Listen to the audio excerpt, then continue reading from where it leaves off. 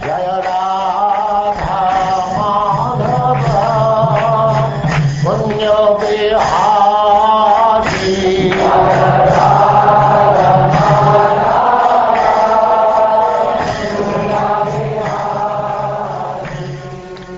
And now chapter 17, Victory of Hiranyaksa over all the directions of the universe.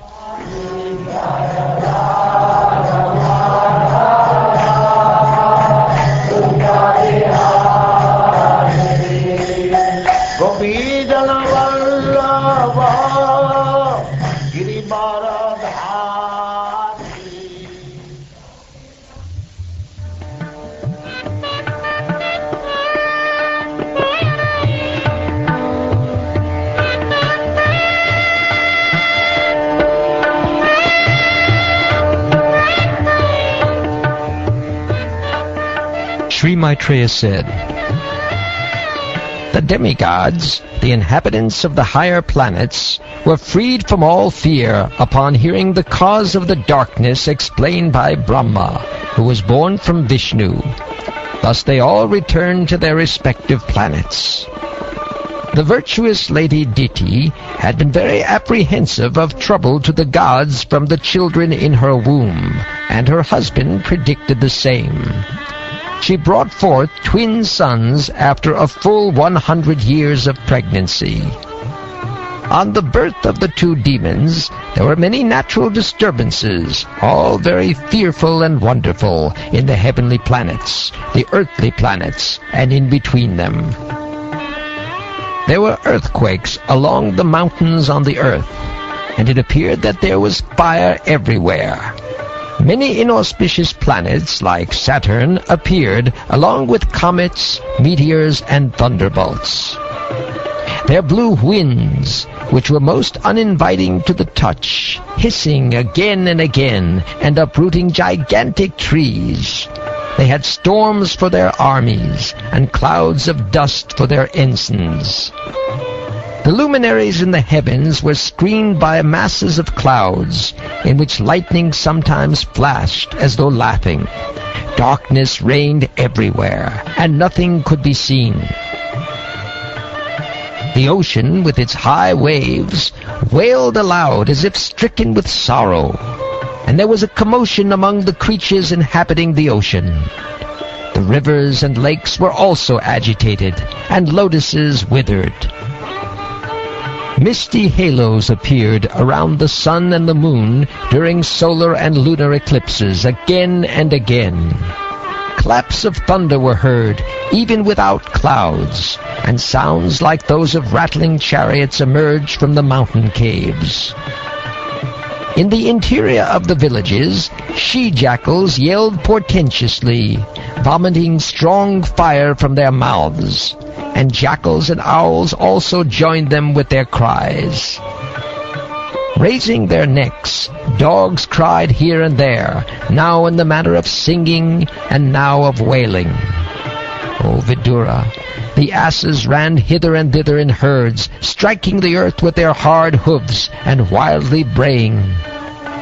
Frightened by the braying of the asses, birds flew shrieking from their nests, while cattle in the cowsheds, as well as in the woods, passed dung and urine. Cows, terrified, yielded blood in place of milk.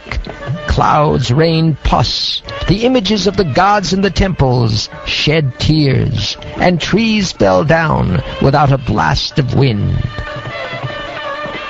Ominous planets such as Mars and Saturn shone brighter, and surpassed the auspicious ones such as Mercury, Jupiter, and Venus, as well as a number of lunar mansions.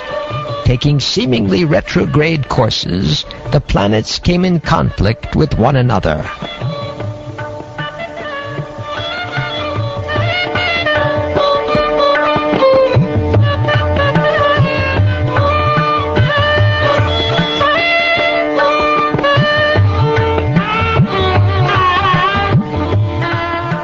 Marking these and many other omens of evil times, everyone but the 4 sage sons of Brahma, who were aware of the fall of Jai and Vijay, and of their birth as Diti's sons, was seized with fear. They did not know the secrets of these portents, and thought that the dissolution of the universe was at hand. These two demons, who appeared in ancient times, soon began to exhibit uncommon bodily features. They had steel-like frames, which began to grow just like two great mountains. Their bodies became so tall that they seemed to kiss the sky with the crests of their gold crowns. They blocked the view of all directions, and while walking, shook the earth at every step. Their arms were adorned with brilliant bracelets, and they stood as if covering the sun with their waists, which were bound with excellent and beautiful girdles. Kashyapa Prajapati, the creator of the living entities, gave his twin sons their names. The one who was born first he named Hiranyaksha, and the one who was first conceived by Diti he named Hiranyakashipu. The elder child, Hiranyakashipu, was unafraid of death from anyone within the three worlds, because he received a benediction from Lord Brahma. He was proud and puffed up due to this benediction, and was able to bring all three planetary systems under his control.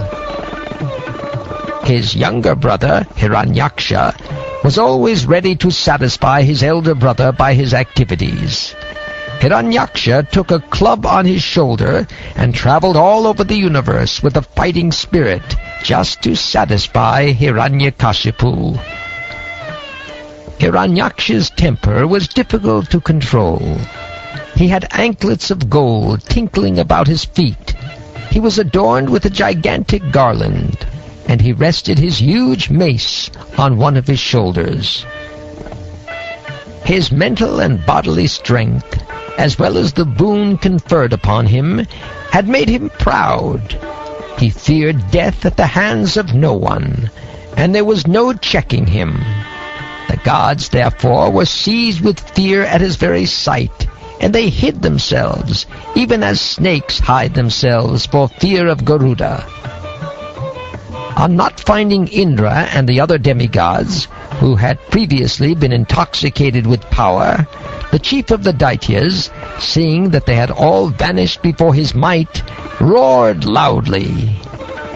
After returning from the heavenly kingdom, the mighty demon, who was like an elephant in wrath, for the sake of sport, dived into the deep ocean, which was roaring terribly.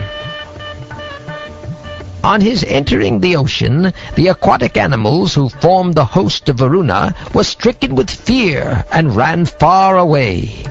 Thus Hiranyaksha showed his splendor without dealing a blow. Moving about in the ocean for many, many years, the mighty Hiranyaksha smote the gigantic wind-tossed waves again and again with his iron mace, and reached Vibhavati, the capital of Varuna.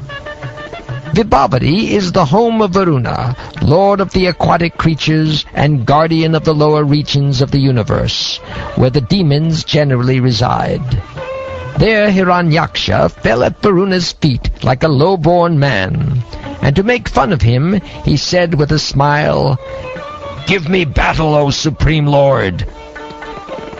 You are the guardian of an entire sphere, and a ruler of wide fame.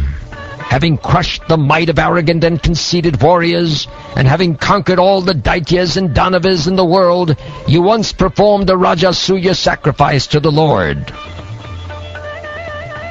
Thus mocked by an enemy whose vanity knew no bounds, the worshipful Lord of the Waters waxed angry, but by dint of his reason he managed to curb the anger that had sprung up in him, and he replied, "O dear one, we have now desisted from warfare, having grown too old for combat.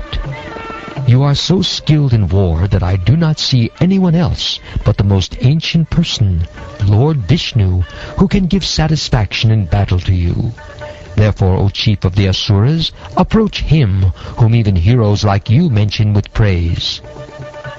On reaching him, you will be rid of your pride at once, and will lie down on the field of battle, surrounded by dogs, for eternal sleep.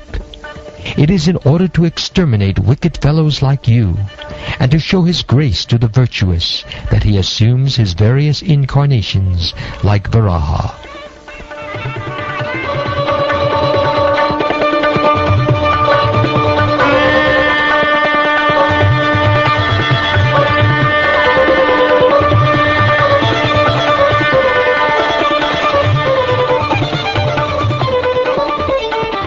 Thus ends the 17th chapter of the 3rd canto of the Srimad Bhagavatam, entitled Victory of Hiranyaksa over all the directions of the universe.